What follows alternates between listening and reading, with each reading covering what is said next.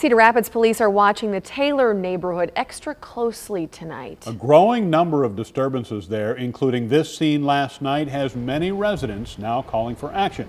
In a CBS 2 News follow-up tonight, we sent reporter Jason Hackett back to the neighborhood to talk with police and neighbors about what's now being done. Jason? Scott and Tiffany, in total, 4 teenage girls were arrested last night. Police say they're continuing to work with residents around here to solve some of the problems. But several residents we spoke to today say several factors, including race and bad parenting, may be hindering those efforts.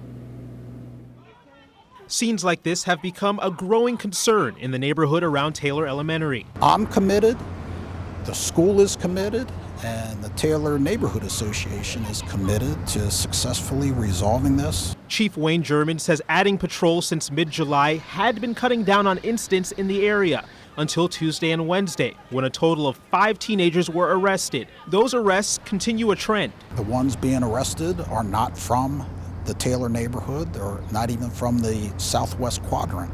So does that concern us? Yes. It's not the only trend catching attention. Several calls to CBS 2 News are raising the issue of racism, namely that it appears to be an older white population complaining about a group of young African Americans. Chief German says race has nothing to do with their approach. If there's violations being committed, officers are going to make the appropriate arrests. Residents Faith and William McVeigh, who live just across the street from the school, agree it's not all about race. It's unfortunate that they were African American, but I don't know if that's the story here. If it were a bunch of white kids, I think everyone would feel the same way if the same things were going on. However, Kathy Potts, president of the Taylor Neighborhood Association, says race has crept into the conversation. People send me emails with hints of it, and some of them have just flat out said they're afraid, white people are afraid to go to the park.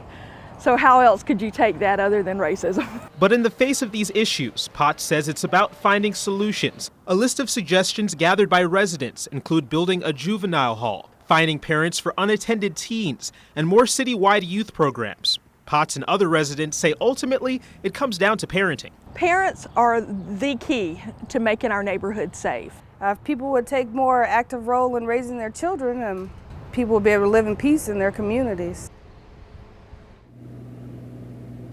Now, Chief German says he's working with Potts and the Neighborhood Association to see which solutions may possibly work. The Neighborhood Association is set to meet again on September 9th. We're covering the corridor in Cedar Rapids. Jason Hackett, CBS 2 News.